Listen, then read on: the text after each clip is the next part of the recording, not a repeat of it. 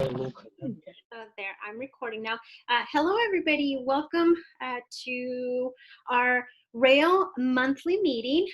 We are very excited that it's already the fourth Wednesday of the month. We do have these every fourth Wednesday, usually 6 to 6:30 for a whole hour. If this is your first time joining us, this is our meetings where we get to talk about anything and everything that is related to our community. So very much welcome. Again, my name is Laura. I am the executive director for RAIL. Again, if you've never been and you don't know about RAIL, RAIL stands for Retail, Arts, Innovation, and Livability. And so let me go ahead and click on the next slide. I don't know how to do that because my controls just moved. Oh, there it goes. Okay, so today's agenda, we're going to be talking a little bit about what RAIL's been up to this past month. A few cool updates that I wanted to share with everybody. We'll also be talking to Jen Duff, our city councilwoman that's here to talk about city updates. And then we're going to have a wonderful presentation from the OPUS Group on a new development that's happening in downtown Mesa. And then we'll let you know a little bit about what the upcoming events will be for RAIL. So with that, I'm going to go ahead and talk a little bit about RAIL's updates this month. As you hopefully have heard, Mesa received funding from the CARES program to help small businesses obtain a grant for 3 months worth of rent paid, as well as 3 months of utilities paid. And so we partnered with the city of Mesa to provide assistance for the Latino community, small business community, to do outreach and help Mesa reach these small businesses that maybe aren't very savvy with technology, maybe aren't on Facebook, and their outreach can sometimes be a little hard. And so we went out, we helped knock on the door of like 200 businesses this past week, and we were able to have safely, we were able to hand out flyers, let everybody know that this program was, that was here and it was existing and that they wanted to help the community. We were able to help 65 small businesses submit applications. We were able to have safe office hours. I say safe, right, because of COVID and everything that's been happening. And so we were able to have business hours where we were able to sit with them and help them throughout the process and the application. Again, a lot of the small business community members aren't as savvy with using computers and maybe using the new technology that we're so comfortable and accustomed to. And so we were really excited that we were able to do 65 applications, and that's just off the top of my head, 65. So I'm thinking we help with a little bit more. Another really awesome update was we have been and we are still helping with the PPP program. For anybody, if you know of anybody that is in need and needs guidance for the Paycheck Protection Program, we are still accepting applications. Right now, we're working with a local initiative support corporation's partner called Imito, who's giving out loans for small business owners that want to take part of this. And so we've already submitted 22 applications through another partner called Bell Bank, we submitted the 22, we got the 22 accepted for the PPP program. So we were really, really excited about that. And then another really awesome, cool new project that we're working on that I'm only going to give you a little bit of brief on, but then we'll do a really big launch, is the as you know, we are also doing work alongside the Apache Boulevard corridor in Tempe. And so we have been working with small businesses west of the 101 and like right before hitting Rule. And so we've been helping alongside the light rail in that area. And we just launched our Only on Apache campaign. And so if you wanted to go check out onlyonapache.com, we have the businesses that we're currently working with on that platform. And you can see all of the things that they're, all of the small business, and most of these small businesses are restaurants. And so we have their phone numbers if you wanted to do takeout with them. We have their websites linked to them. We have the the different foods that they provide as well, and really awesome pictures. And so we're hoping that we take this Only on Apache campaign and we make it massive, so people start getting to know the really amazing businesses that exist in that area, and everything from carnicerias, which are my favorite. That's where I go get my meat.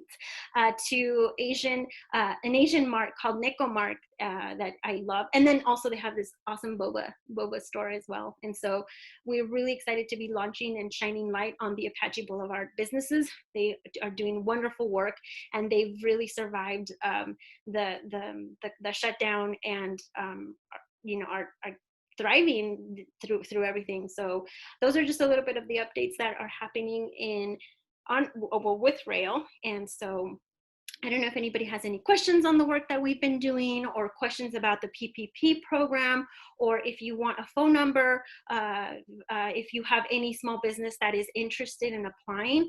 Again, we are still accepting applications. We can reach out to them. We can walk them through the entire process.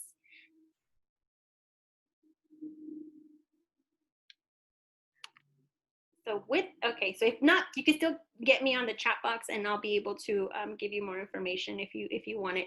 And with that, I pass it over to Jen so she could talk about city updates. Hi, everybody. I'm missing everybody. I've spent Hi, Jen. all of us, we spend our life on Zoom. Hey, so one of these days, but thank you for joining us so we can have some interaction here.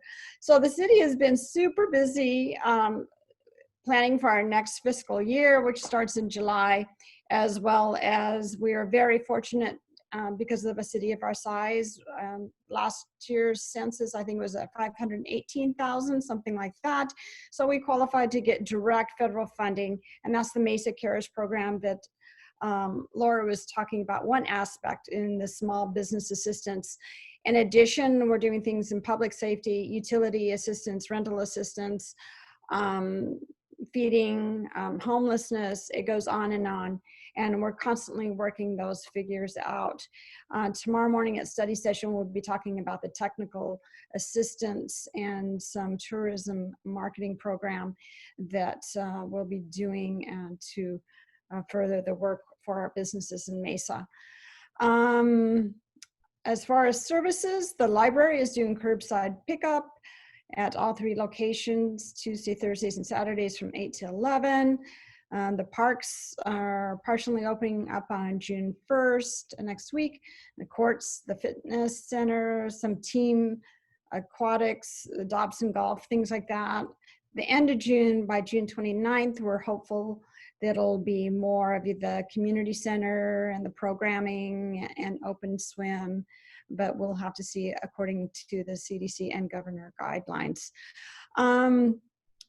Last week, the city council approved to go ahead and throw something on the election for a transportation bond, and it's $100 million total.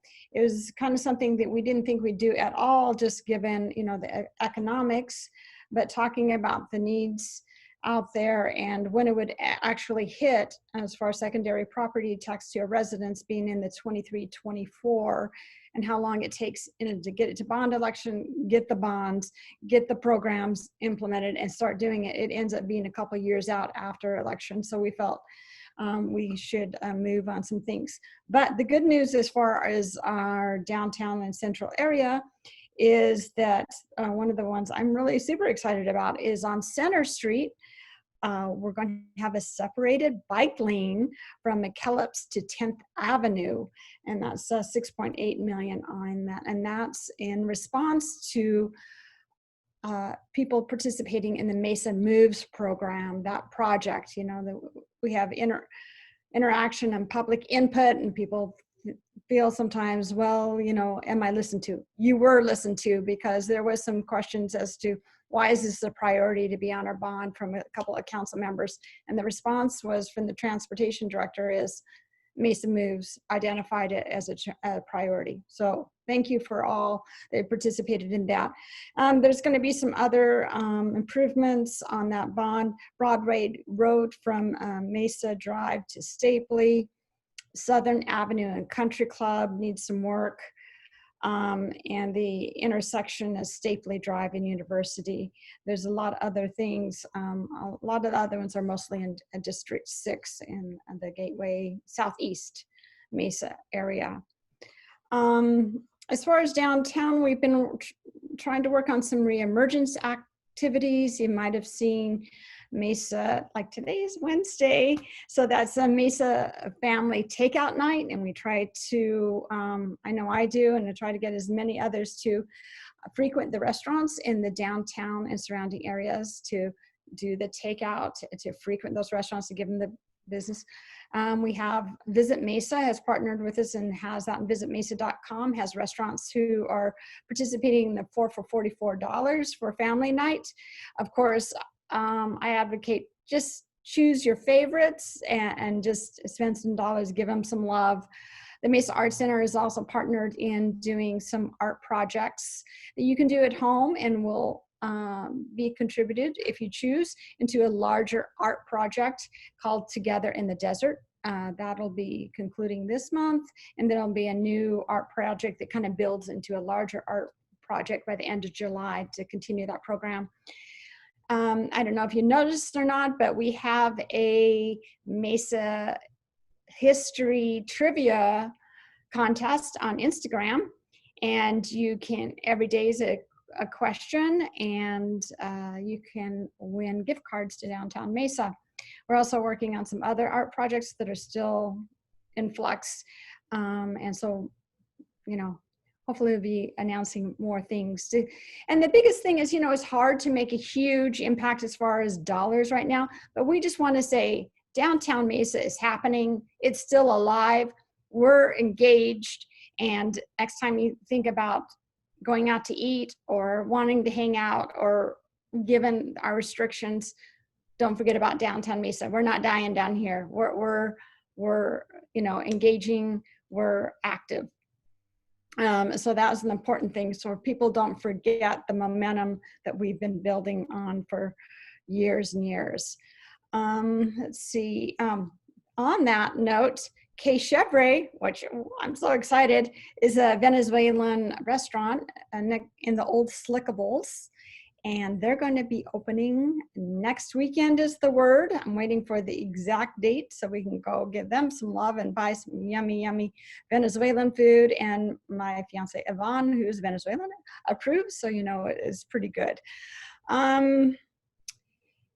Development, as far as the word from Jeff and talking about, you know, construction issues still under construction. The grid is the Encore Phase 3 or whatever it is.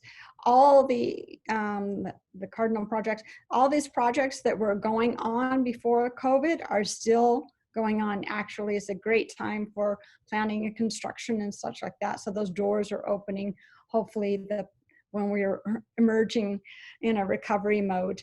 So those are the major highlights. There's a lot going on. Welcome to answer any questions.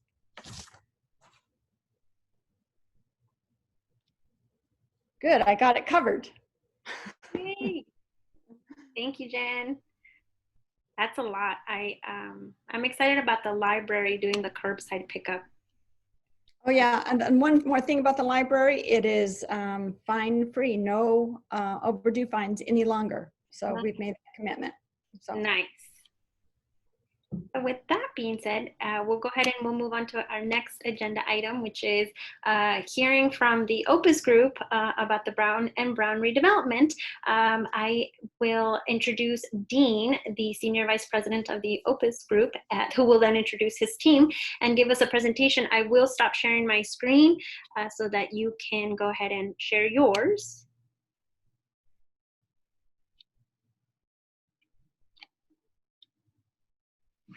And you can go ahead.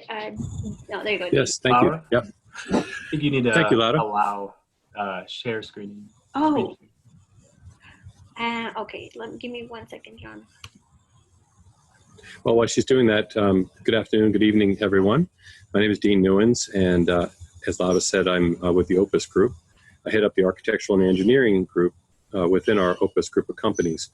For those of you that don't know, OPUS is a real estate development design build A&E firm that has done work around the country. We're a national organization headquartered in Minneapolis, started about 65 years ago. And we have a very important office for us in the Phoenix area. And we've been doing work in this area for a number of years. And most recently, I would say the project that's maybe most relevant to this is in downtown Tempe, adjacent to ASU, and that's at Forest and University. A little bit more dense project, but very similar mixed-use project, which we're going to share with you today. And with that, I'll go ahead and let's go to the first slide. And then with me today is John Wade. He's in our architectural team, and also on our real estate team, Brett Hopper and Nate Frankie are also here with you and can answer any questions you might have as we move through the project.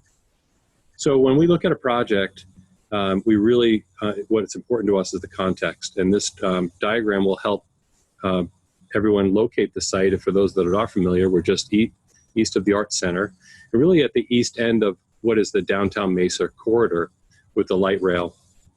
And a tremendous opportunity and tremendous responsibility to do something important here. And we're very excited about what we're going to share with you today.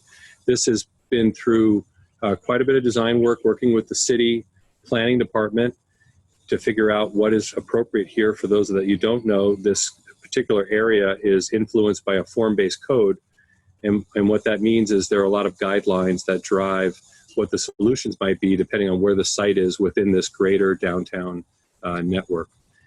So as you can see here, we really are a buffer from the south side of Main Street towards the traditional residential neighborhood, but also we're certainly a redevelopment opportunity because right now it's an asphalt parking lot, being the former Brown Brown car dealership. So a little bit of context here to help share with you what we're working with. So with that, when you think about this site, it's a very large site. It's probably just round numbers. It's 600 feet in dimension square. It's about 10 acres of property. And so scale is really important here. And for those of you that have walked a city block in downtown Mesa, it's no small feat, especially when it's 106 out. So taking that and trying to break it down into components, a unified design element that then breaks down in scale to areas that create an intimacy or a pedestrian experience is really important. The other important part for us was to invite people into the project. This is not a project that you, let's say, admire from the outside. This is a very porous project, a very porous site, and these blue dots represent ways for cars, bicycles, and people all to navigate, and we'll spend some more time sharing some details on that in a moment. But also, and this came out of a lot of the dialogue with the city, so we have a concept, we get together with the planning group and they challenge us to think of things. One of the outcomes, if you'll see at the bottom of the site, mid-block, between live and object, is a black line. This idea that there's connectivity mid-block from the residential single-family neighborhood moving up through the project, and that's pedestrian only. So we've got really a safe solution that allows people to move through the site, and we'll share with you some of the designs of that. So there are, it's a mixed-use project. You'll see the word work at the top, so that's our commercial corridor, and that's where as downtown Mesa develops and evolves and matures and there's more critical mass, that will all really be a commercial block, if you will. It's broken, as I mentioned, by this blue dot, which will allow people into the site. In the north-south axis, there are what's called live-work. So these are really transitional ideas where we can have a business that can also be a home. When you think of historically how merchants set up their wares in downtown environments, they had their shop down below and then they lived upstairs. Well, this could do that as well. These particular units also have drive-in garages. So think of somebody that has a business that needs a very small footprint and a frontage, but also is a mobile business, like maybe it's a grooming company or some type of IT company, and they just want to put their van inside the building. Then this really is that true live-work kind of product. So that line's the center spine. That is bifurcated by this east-west axis that lets bikes and people and cars move through the site and access the site. And then as you move to the south part of the site, there are the live areas, which are more traditional living units. And we'll show you that here in a moment as well. This is all nestled around an object building, which is like an amenity building for the residents. And then as you see where we are, we've got Main Street on the north, we've got Cyrene to the west, Hibbert to the east, and then First Avenue to the south. Okay, John, thanks. What you're looking at now is a developed, let's say, colored or rendered landscape plan that introduces architecture. And as you saw in the concept diagram, the site is bifurcated.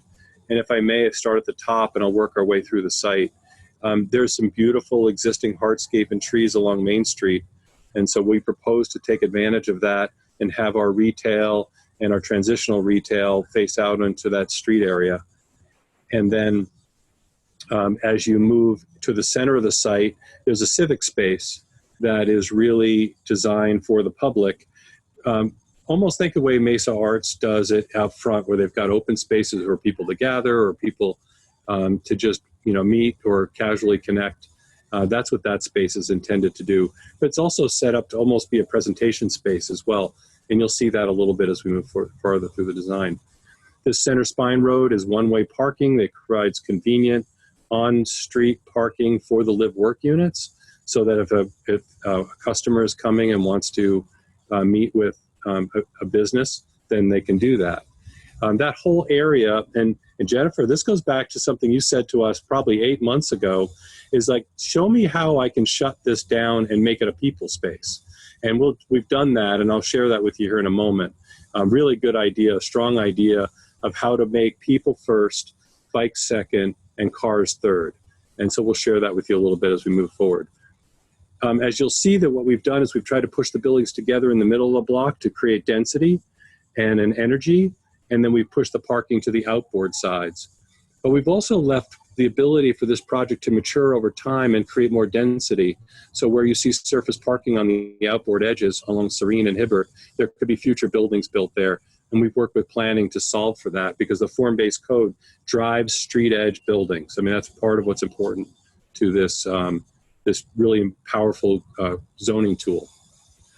The east-west spine road that runs across in it, kind of serpentining across, it is designed to bring people into the individual project zones, but also bring people to the amenity building. If they're going to be leasing a place here, if they're going to be living here, they would come to this center building and then meet with someone to take one of our many different product types into the project.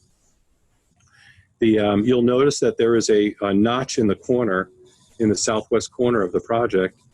Then that is actually an existing business that we are not going to make part of our project, but we like the fact that it creates some existing context, and we think that project will develop into something over time as well, to be part of the entire block. The buildings in the front of the site are 5 stories tall. They're 4 stories, but they are 3 stories over a 2-story podium. That is to allow the retail to have very important high ceilings, which the market wants. It also gives us the ability to do some loft units in the back facing the parking lot. You'll see those across there, those 5 boxes. And then we can have smaller or larger retails. This particular plan is showing suites that are fairly both small and medium sized, but the retail can span across these. Then as you move south to the bottom of the site, you'll see some different products. These are 3-story units that are right on grade. So again, we're breaking the scale down as we move from north to the south so that we're respectful of the single family neighborhoods around us. What is another important part of the project is parking. I mentioned a little bit about the spine road parking on that north-south axis. But the parking that's within the site that are in these 4 quadrants are designated for the residents. But one thing we really like about this site is that it has angled parking all around the perimeter of the site. And so we've closed curb cuts and improved number of parking. We've consolidated curb cuts and created more appropriate transitions around the site. We all know that First Avenue, or many of us know that First Avenue over time will develop into more of a boulevard, a more pedestrian-friendly east-west axis through the city parallel to Main Street. And so we've anticipated some of that, and we have these really nice walk-up homes along the street. You'll see that in our renderings. So that's our basic plan organization. And one of the things, as I mentioned before, that pedestrians have become the most important part of our project. So let's look at a diagram to show how all these uses work together. So think of each of these color codes as how people move through the site depending what their mode of transportation is. The pedestrian is the green, which obviously gives you the most flexibility in how you move through the site and around the site. One of the things of note is that we've raised all the pedestrian paths up to 0. If you think about the cars, usually there's a speed bump and everyone has to move down to where the car lives at, let's say, 6 inches at the bottom of curb.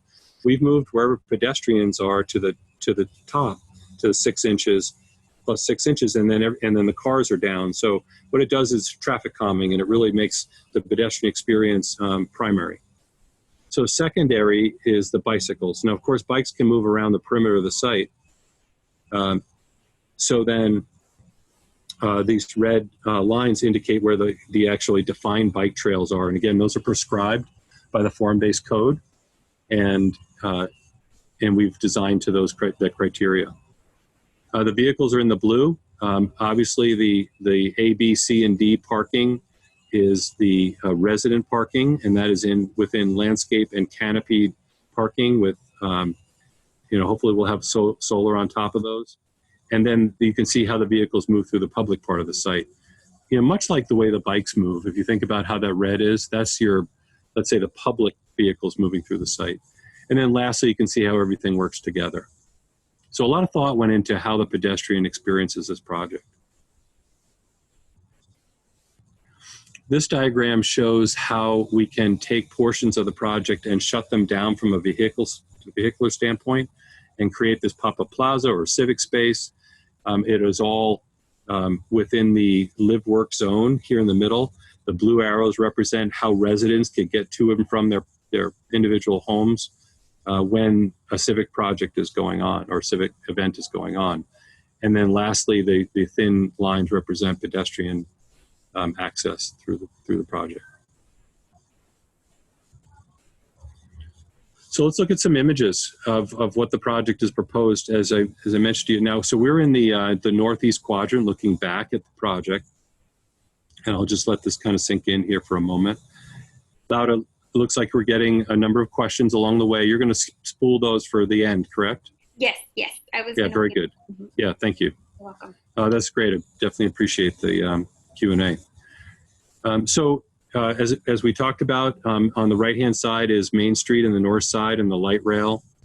And as you move through the project, the scale breaks down.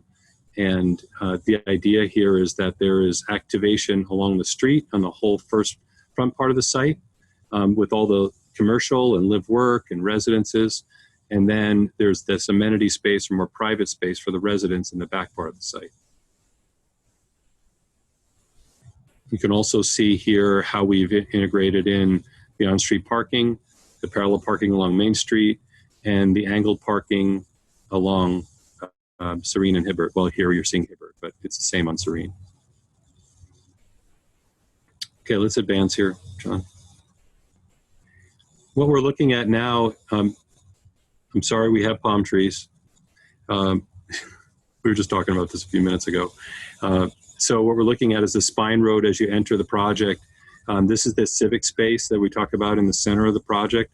It's a one-way system. Cars go counterclockwise around the site.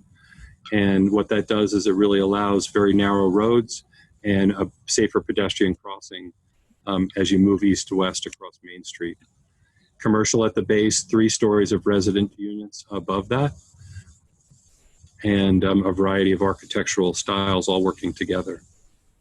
What you see in the background is the amenity building that we spoke about, and you'll see that in another moment, right there in the back. And that really is kind of an object building or a jewel, if you will, in the center of the site that will draw people into the project. Across from Brennan's house. Yeah. So I did I did happen to see this comment about the palm trees. So there are a number of shade trees as well. The palms are purely ornamental. They don't provide shade. Totally get that. But we are providing good shade spaces and pedestrian shaded areas as well. So this rendering is actually looking back west towards mid-block. You'll see the object building on the left-hand side. And you can see this bike path here in the foreground. And this idea of tabling or raising the grade wherever pedestrians move through the site. And then the cars ramp up to that and the bikes ramp up to that. That's a traffic calming feature and really allows the pedestrians to really own the space. Is that it, John? Oh, here we go. That's the last one. So now, lastly, we're at the south edge. We're on First Avenue, and we're looking back up this pedestrian walkway that we talked about. That's mid-block, that brings people into the project, so that you don't have to walk around the project if you live in this area. You'll see on the left-hand side 3-story residences. These are flats. Let me talk about the residences a little bit here now. So essentially what we have here is a number of unit types and sizes, and they go all the way from a studio up to a 3-bedroom. What we're hoping to do is really create a diversity of residency that allows singles and young professionals and families to live here as well. And so there's a number of sizes and a number of of bed counts, and that really creates a diversity in value or cost for a resident to live here. These are rental units. They are proposed to be leased by the year and by the unit. One of the things that's I think is really interesting, this idea of activating the streetscape. These homes that are on the left-hand side here are an example of walk-up with courtyards, walk-up units that will have front doors and spaces that they have access from inside as well, but then also have this front door, front yard, if you will. That really creates that interaction between passersby and people owning homes, much as you would seeing somebody sitting on a porch as you walk by. Okay, so I think let's entertain some questions. I'm sure I didn't cover everything. We'll keep the site plan up here for context, but we can flip back and forth through the other images if somebody has a request. Do you want to just start at the top, Lauda, and we can try to answer some questions? Yes, so I'll start from the top and then go down the list, and then if anybody else wants to chime in, please go ahead and unmute yourselves and you can ask yourself. So the first question we had was, is there a live-work area intended for retail or professional? So the live works are really designed to be flexible, and we have a number of different styles of live works. So they could be professional or they could be a shop. They actually could do either. Okay. Will it be called Mesa Art District Loft? Not finalized. That's the name we're using right now. We haven't done our marketing and branding piece to this yet. We thought it was better than just calling it a generic name, and so we're working on that. Were you required to have this much surface parking? We were required to have this much parking for the project for the number of units, and I think there's a follow-up question coming about the unit size. We're 340 to 350 units on this project across all of these different types of units. And so this parking that's here is required to satisfy that number of units. And as I mentioned here, as things change and the use of the car changes, this project can further densify and remove surface parking and create buildings. So if we, as time passes, the project will be able to grow as Mesa downtown grows. Could those designated parking spaces be covered with a living roof? We have not determined how we're structuring the parking, but a unit gets a parking space. Is that the question? Is there designated parking for the unit? Is that what it said? It says a living roof. Mark, if you wanted to elaborate on that. Can you hear me? Yes. Yes. Hi. No, that's not the question. The question is, it is a lot of parking. I know you're doing what's necessary, but visually it's a lot of parking. And have you considered the idea of, you don't want to dig because it's really expensive, but putting a structure over it so that you could have some common or public space above the parking that is attractive? Well, we couldn't cost effectively build on top and create public space. What we've done here, though, is we've created a layering effect of landscaping and hardscaping to hide the cars from the street. And each of these 4 quadrants are gated and have a wall around them and landscaping. So you're really seeing a landscape park, this linear park that runs east-west. And then as you're moving up the side roads, the north-south roads, you're getting really a landscape experience and not a car experience. I'm sorry to jump in, but this please. I just wanted to make sure I understood correctly. Did you say that the landscaping here along the Rhine is a wall, or were you using that term as a like you're creating a wall of landscape, or is there going to be a wall separating the? It's both. There's a physical wall which is required by code, and at that location it's approximately 36 inches tall. Okay. And then it's meandering. It slides back and forth. It's not a straight line to create some interest. And then there's layering of landscaping that also provides that screening. Evergreen landscaping. Okay, that makes sense. I was thinking like a 6-foot wall, and then just to follow up on that, or I guess more of a comment with this segment just seems like it's going to be a forever or for a long time sort of inactive dead space, with the across the street being a parking garage and parking lot. And then this side of the street is also going to be parking lot. It's just, I mean, from a resident perspective, it's already currently it's not a comfortable walk. And I know that you're doing comfortable walking spaces in the middle, but it's just it will continue to be that sort of like dead zone for a long time. And I just say that just to give some input, and if there's any I'm sure I don't know, you guys seem to be pretty far along in the design phase for you to make any changes, but just to give you some perspective from, just it'll be dead space for a long time. So when you say dead space, you're saying that you're not seeing anything of interest because you still have to walk down the sidewalk. So within our project, I would say that it's a very rich and textured experience. And if you move along Main Street, I would say that is the case as well. On Hibbert, half the block is occupied by walk-up units with front doors and porches. So we're talking about a half a block on both Hibbert and Cyrene at the north half of the site.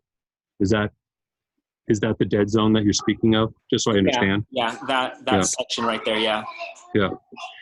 And so the reality is, we can't put buildings on the whole site, inside and outside, and so what we want to do is create the energy in the center of the site so people used this space, and then over time that outboard plank that you talked about, that's the dead zone, will get developed into more housing or more other uses because of we've master planned the utilities and all the infrastructure on the ground, so we don't have to redo anything later. So this downtown Mesa cannot support all the density this site could take, if I could be more clear about it. And so what we're trying to do is let's say take it to 80% or 85%, and then that final piece will come as downtown matures, because that's the reality of this development need, if I may. Yeah, no, that makes sense, and I just wanted to kind of. No, you're right on. I mean, it's unfortunate, but the parking has to be somewhere, right? And so that is our was our challenge. And we worked hard with planning to figure that out.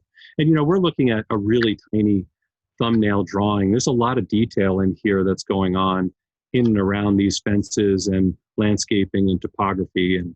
And I think that it'll be pleasing. But it's a hike. It's a 600-foot long block, right? Right. Laura, can I ask about the density real quick? Yes, go ahead. Oh, thanks. Hey, Dean, thanks a lot. I know it's you're a couple hours ahead of us, so thanks. Not at all. Hey, Brian. well too. Yep, for sure. What would be your question? But yeah, for sure. Thank you for saying that. Did he freeze? Did we lose him? I thought you guys have done some great work Oh, all around the country. How are we doing now? Yeah, I can hear you now. Thank you. Oh, great. So if this were more of a suburban project, I can think of a lot of places in the valley here on the periphery that this would be pretty exciting for. It's a pretty key location in downtown Mesa. And, your project in Tempe's more than 100 DUs per acre. The grid next door is about 100 units per acre. This one's 30, 35. Have you thought about possibly putting the density on half of the project right now, so it doesn't speak like a suburban car-oriented development on such a key location? I think you would get a lot of support of medium to high density in downtown Mesa, and I'm concerned that this will set a precedent for all of downtown Mesa. It just looks like a very suburban project. Mm-hmm. That is something we talked a lot about with planning, and obviously planning department was challenging us on density. And the reality was that this is how much density and that the site could afford. And rather than leaving half of it vacant, we wanted to master plan it and then create density over time. I mean, that was what you described was an alternative solution that we thought about, and we just thought this made the most sense because the market value here and what people are willing to pay for rent, this is the product that can go here, knowing that as things mature, as I described before, we can create more density and values will increase over time. But it is, if we built a more dense project that's more expensive to build, then people couldn't afford to live here. I mean, that's part of the reality. I understand that too. You are mentioning that this is an 85% project, which doesn't allow for so much density. If you were saying this is the 20% version of a 10-acre Right. parcel, that'd be great. But this should be definitely over 100 DUs per acre. It sounds like other people are chiming in. They're feeling the same concerns. Well, I appreciate that comment.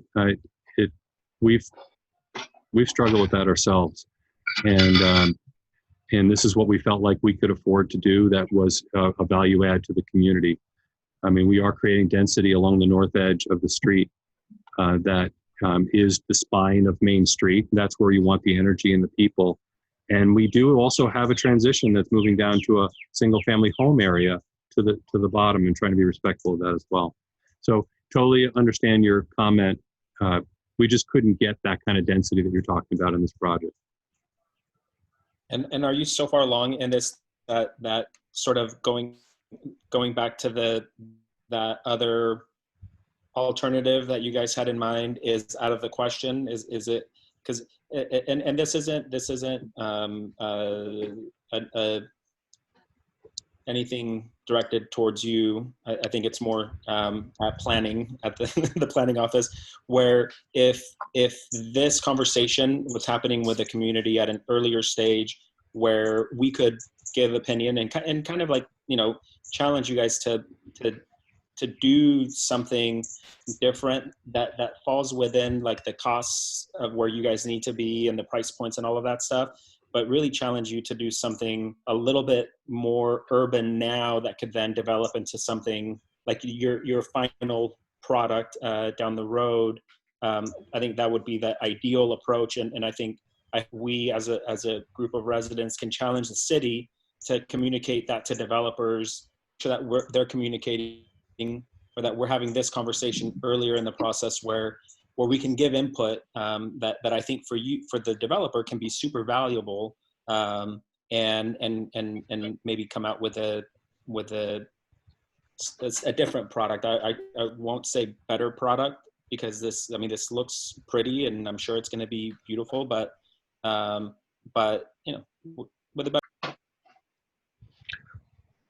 So if I may, the form-based code drove a lot of what you're seeing here today, and there's a range of size of buildings that can be in the north half of the site and the south half of that site, and we are within that boundary. We're not building less. I think the thing that people are getting concerned about is they see surface parking, and we really worked hard to figure out how to make this project work well and still be surface parked, because that is a cost driver that, as I mentioned before, is prohibitive. So if you think about where people gather, because people are not going to, this site isn't so porous that people are going to go through the entire project. The public experience and the energy we've created is along Main Street, along our north-south spine road, and along our east-west spine road. And that's where the public will gather, will commerce, and enter their homes. And so just because this is such a large site, I mean, that's part of the challenge here is it's so large that it feels like we're doing these massive parking lots. And it's really, these are very, these are larger buildings. And maybe we're doing a disservice by staring at the site plan here where you see these great parking lots, but there's a lot of texture and a lot of energy going into the ground floor of these buildings wherever the public interfaces. So it's a balancing act, right? I mean, if cost was no object, we could build 10-story buildings and structured parking, and it just doesn't work here as much as we tried. So we hear what you're saying. I think the thing we can tell you now is that we've provided some future density that allows wherever the public to go to have energy and not a dead zone. And the reality is that there will be some surface parking on this project, both on-site and off-site, so that people can use the commerce. I mean, that's one of the other realities of Mesa. There's a tremendous amount of free parking in downtown. And if we start building structured parking and we have to charge for it, it's not going to get used because people are just going to park in the surface parking lots. It's another factor that we discussed. So I want to, yeah, I do want to get through all the questions. Yeah, let's keep going. Another question was, can the parking on Hibbert and Serene be parallel with a bike lane instead of angled? Angle parking is not the safest for biking. It's not conducive to bike lanes. That is true. It is the way it's configured now. It does give everyone the greatest. It gives us the most parking that we could get on a street. If there was a decision to put bike lanes there, then we would lose a large percentage of cars. What we try to do is put our bike lanes through the project so you didn't have to use Cyrene or Hibbert. I think this one, and I'll ask it again. How will you protect internal parking from show attendee? The parking for the residents is gated. These 4 quadrants are architecturally designed gates and walls. The public parking are the parallel spaces you see along the east-west Serpentine Road and the angled parking in front of the live-work units. Those are our public on-site spots, with the exception of the few that are out in front of our amenity building. So those are at large. They might be time limited, but they're at large. The rest of it is gated and secure and assigned. Is there an estimate on how much water maintenance of the landscaping we'll use? We don't have a number now, but clearly we're using low drought tolerant product and working very closely on that. We're also trying to take some of the water that we capture and reuse it. So we're being very sensitive to that, working with our landscape designer. Can you talk a little bit about the ownership management of the outdoor spaces and the sidewalks? So OPUS is an owner. We design and build and develop these projects. We usually have a partner, and that partner hires a company, a property management company, a professional company that maintains the entire project. And so this will be professionally maintained and owned by an institutional grade investor. What is the anticipated, oh, sorry. I just had 2 sort of like clarifying questions on that. The internal pathways and drive aisles, will those be public or is that privately owned? It's all public. Everything that is in, John, can you just run your cursor across the spine here? This is all public access. So this upside down T shape is available for cars, people, and bikes. What's the legal structure of those spaces then? It's a private road. It's still part of the project. It's not a public street. So we have to maintain it. And then the other question was, does Opus a long-term owner, or is it more of selling to that partner after? It depends. Every project is different. Sometimes we sell, sometimes we hold it longer. It depends on our relationship with our partner, our capital partner. And have you selected your management company yet? No, not yet. A little bit early for that. What is the anticipated rental rate range? We don't have final numbers yet. I would say that we're not top of the market. We're trying to be very conscious of what is appropriate in this market. We can have more information on that later. When we get a little bit further down the road, we can share that with the group. But it is not above market, I would say. Next question is, what will the residential units cost? Who will own the rental units?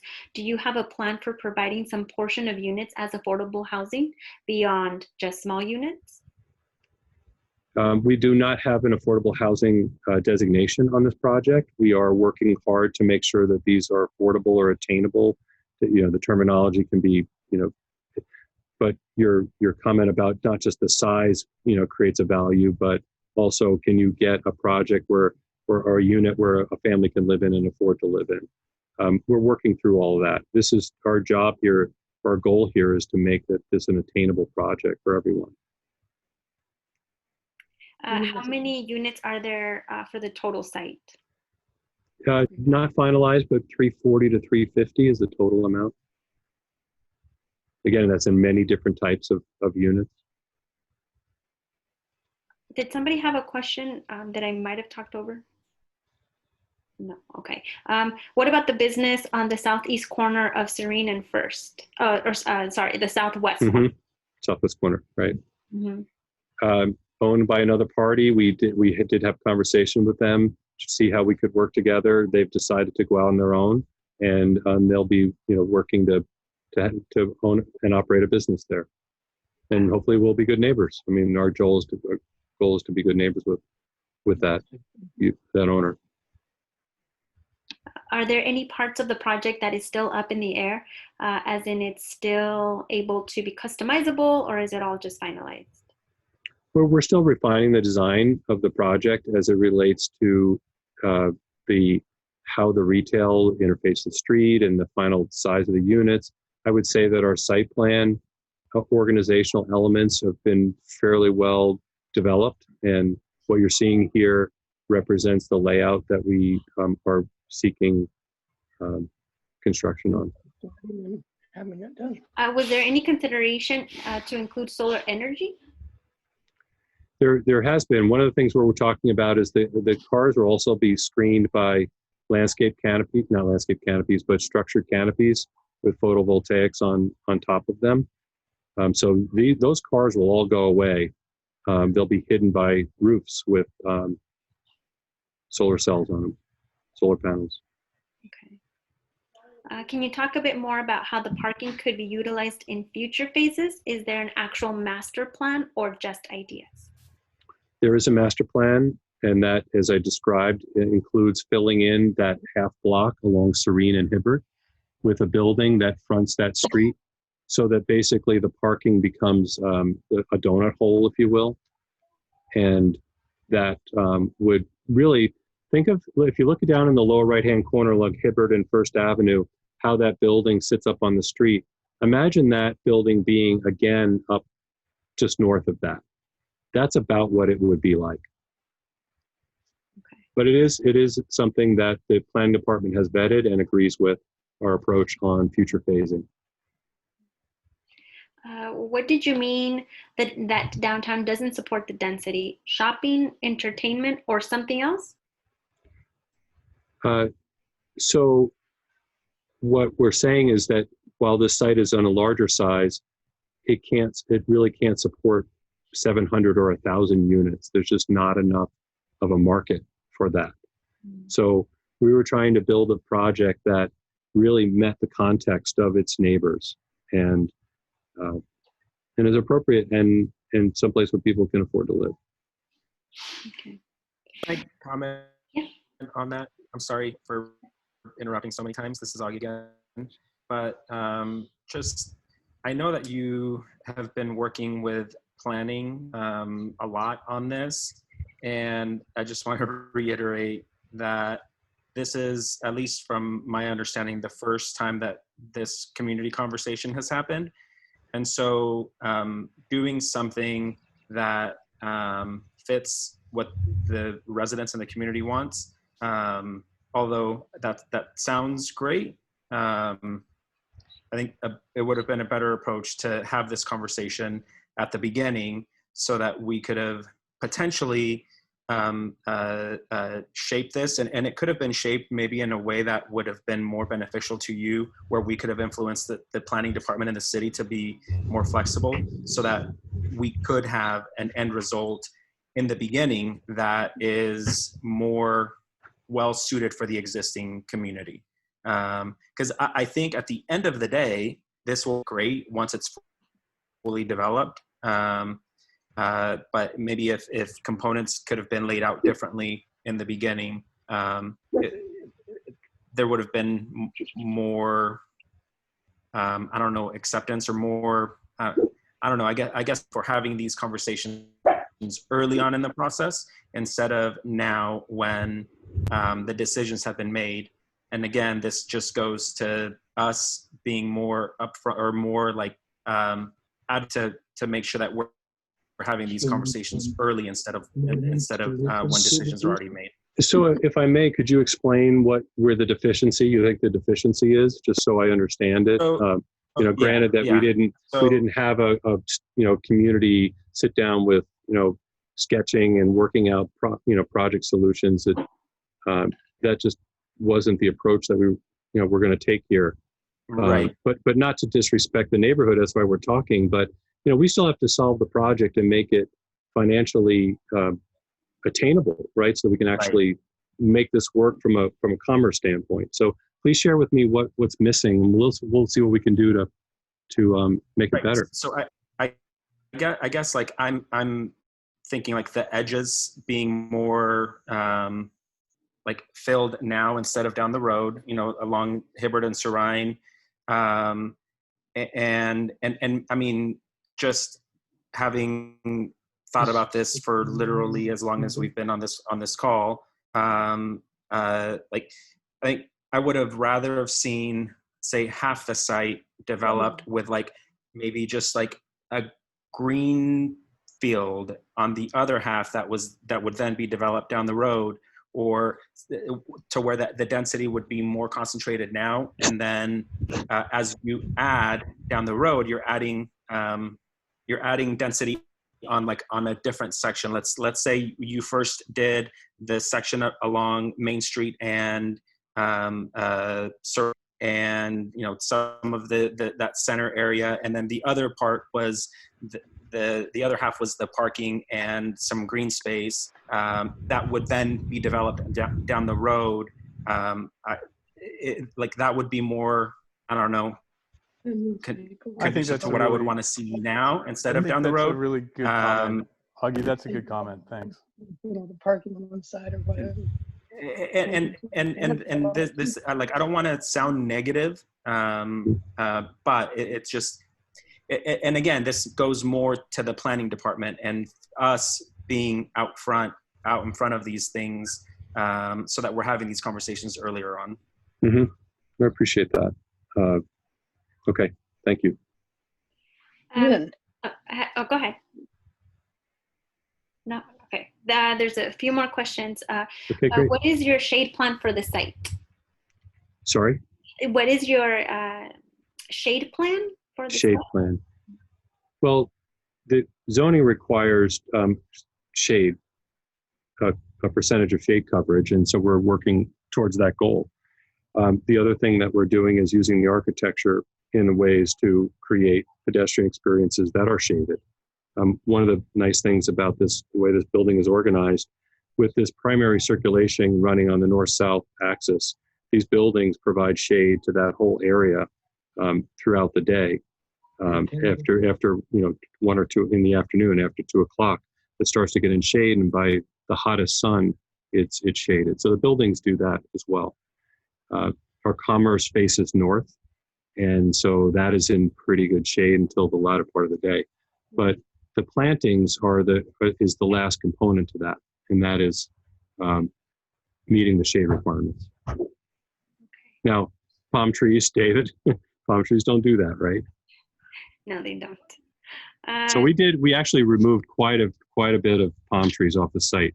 We have 4 in front of our amenity building for aesthetic, and we have 6 of them up in our civic space for the same aesthetic, just to be uplit and to create some dramatic, some drama. What is your timeline to break ground and open? We don't have a final schedule right now. We're working towards government approvals, and as you would imagine, that's kind of changed the pace. That's changed a little bit as we work through these last couple of months.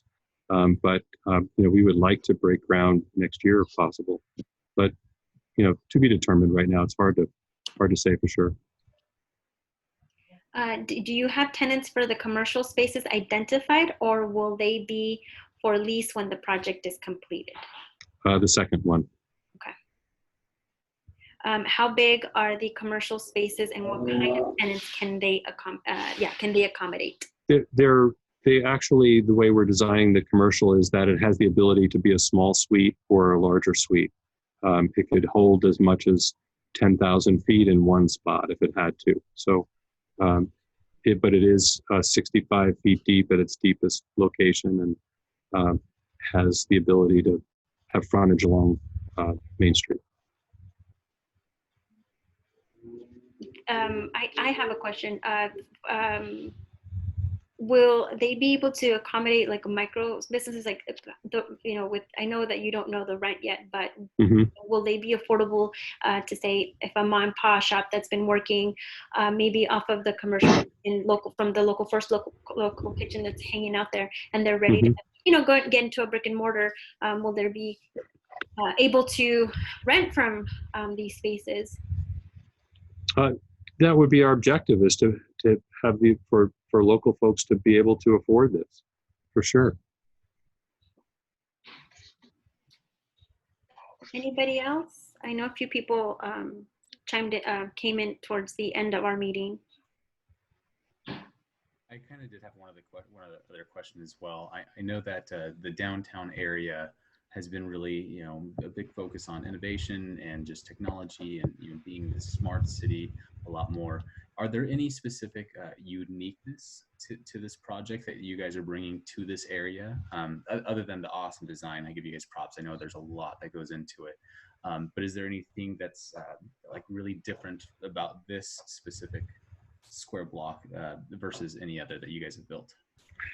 I would say this idea that the public is using the site as opposed to the public experiencing the site from the perimeter. This is different, where we actually are inviting folks to migrate through it. I mean, think about how, especially with what's going on now, how people are getting out and walking now and experiencing their neighborhoods and having the ability to have different paths of travel each day you go for a walk. This is part of that, because we are buffering the downtown corridor to the neighborhood to the south. And the idea that you can move through here, not that it's completely unique, Kevin. I mean, it's not a new idea, but it's a strong idea. I mean, it's the experience of the path of travel, right? So I would say that is probably a unique feature. And other than that, the idea that we can quadrant off portions of the project where cars can be eliminated for the day, and there can be a farmer's market, or there can be, we have a kind of a stage and plazas area set up in the north part. John, can you zoom in on that? Can you just kind of stretch and Is that the ability to do that? And so that whole area, we're really excited about that, because you think about, retailers being there and having shops or restaurants outside, and then, people hanging out and just, experiencing this. And then the lobbies are there that take you up into the building. So that energy that we're creating, these are just good planning principles that, that we're employing. So that's the uniqueness of it, but it's not unique. It's just good planning. Hey, this is Ryan Winkle. I have a question. What kind of community engagement have you done regarding this plan? And have you gotten thoughts from the public besides just us, and not in like a presenting sort of way, but more like hitting the streets and talking to neighbors? And then I guess a follow-up would be is there any sort of budget to do more community planning around this while the rest of this, the downtown explodes also?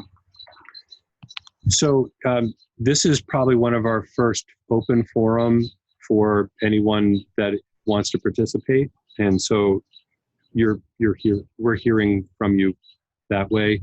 We have not gone door to door and met with all the merchants and talked about the project individually.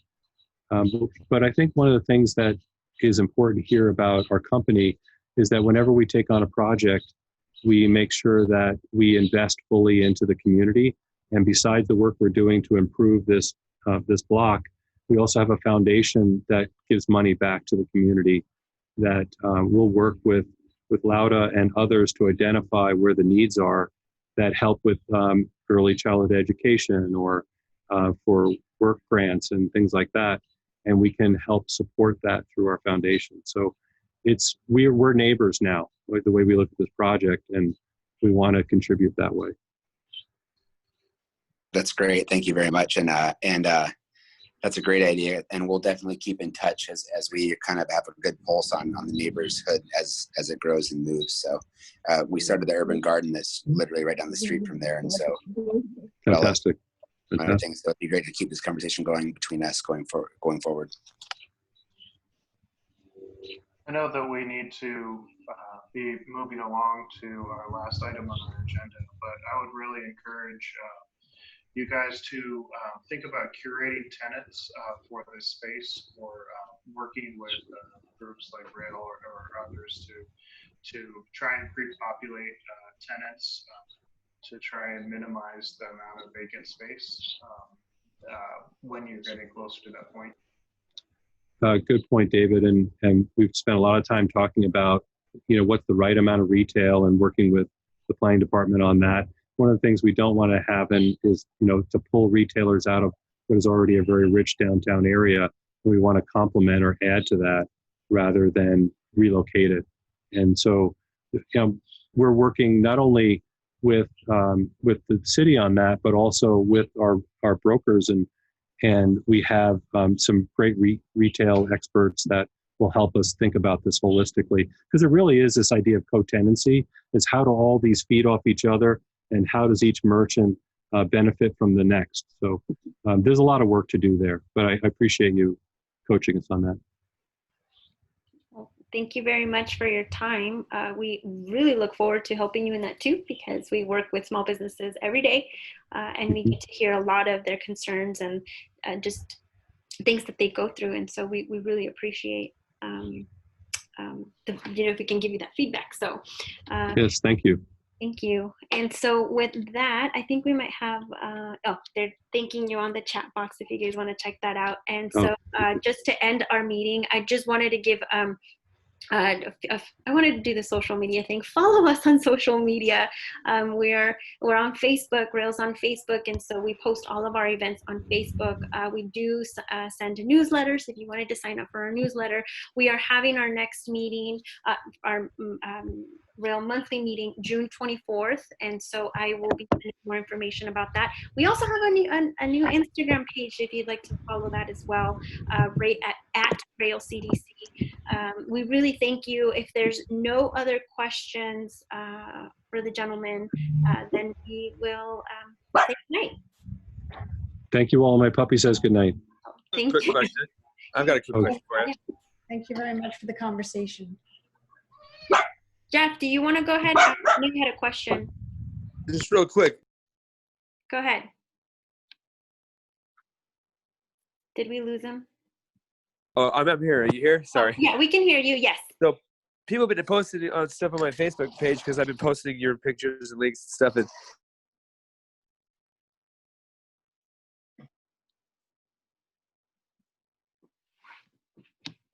Sorry, Jeff, we didn't get that.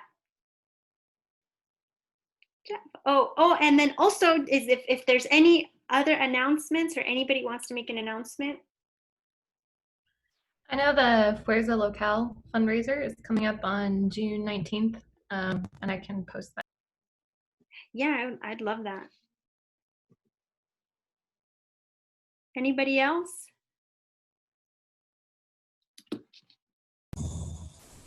Okay. I'm sorry we lost. I mean, I know Jeff's here, but I think we lost him. If you want to just go offline and ask us a question, we'd love to answer it.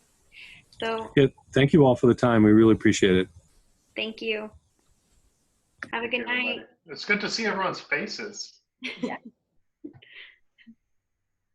Oh, we did have one. I don't know if they're logging off. What's the best email for Opus for questions? Just mail it. Just come. Okay. Lauda, I'll get back to you after we caucus and figure out how we're going to funnel that.